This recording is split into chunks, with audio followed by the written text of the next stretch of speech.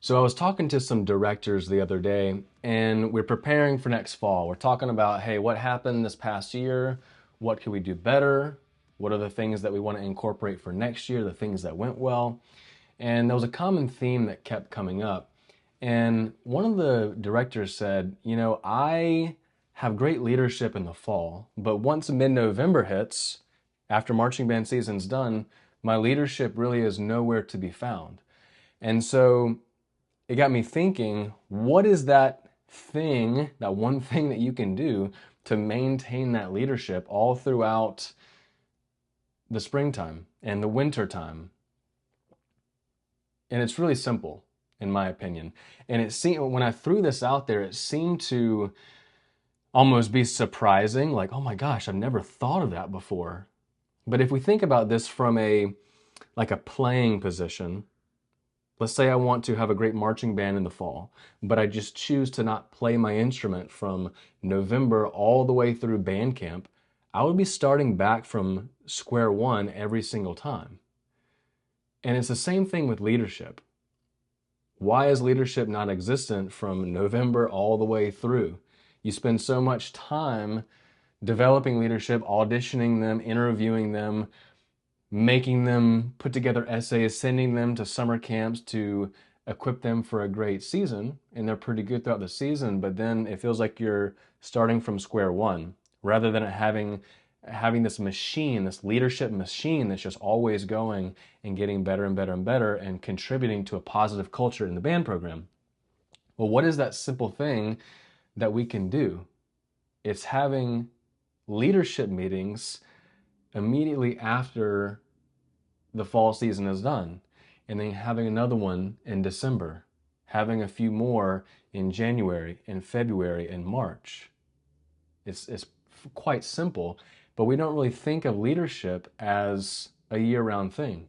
If you don't think of leadership as a year-round part of your program, then it's not fair for your students to expect that either.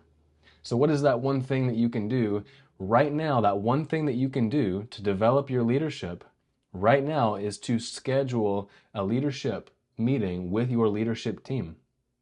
Set the precedent right now. Okay, hey, we're doing leadership year round. They might wonder, okay, why are we meeting? It's no surprise. Your own leadership, right? You're expected to be here at these leadership meetings. My suggestion is to make it a regular cadence, though. Don't just have it be random.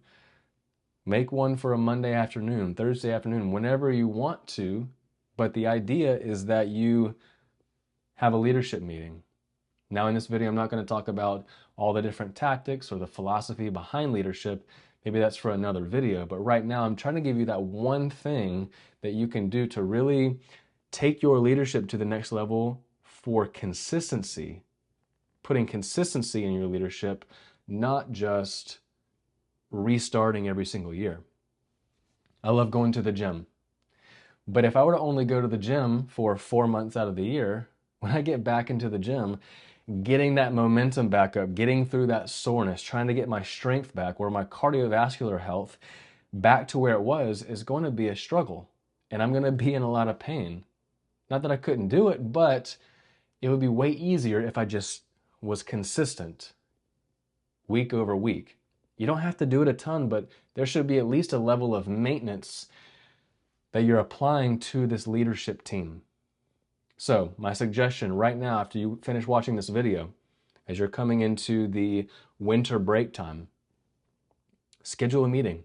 Schedule a meeting before winter break. Schedule your next meeting after winter break. Come up with a plan. Ask thought-provoking questions to your leadership. Ask them for great ideas.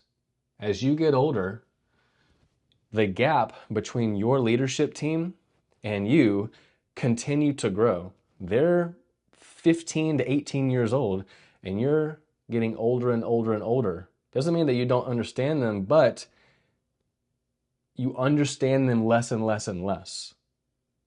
So by meeting with them regularly, really asking them questions to get into their psyche and ask them, hey, what's going to work for you guys to really increase motivation?